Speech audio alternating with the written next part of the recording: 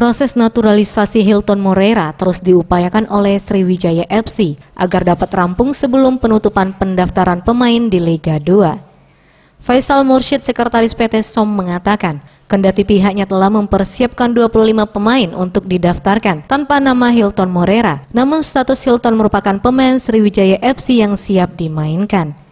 Setelah proses naturalisasinya selesai, Hilton dapat langsung memperkuat tim. Perkembangan proses naturalisasi ini terus dilakukan agar cepat rampung mengingat kick-off Liga 2 dimainkan 15 Juni 2019.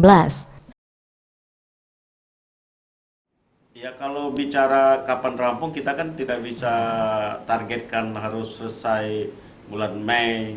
Nah, ini kan tentunya kita kan harus ada mengantisipasinya bagaimana begitu.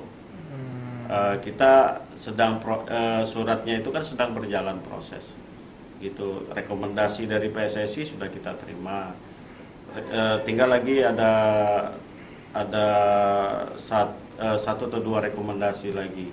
Setelah itu kan baru ke tahap berikutnya, jadi ada proses. Nama Hilton Moreira masuk dalam daftar pemain setelah dirinya berkeinginan menjadi warga negara Indonesia. Tentunya proses ini tidaklah mudah dan pihak manajemen Sriwijaya FC bersedia membantu proses tersebut. Tim Liputan Sriwijaya TV.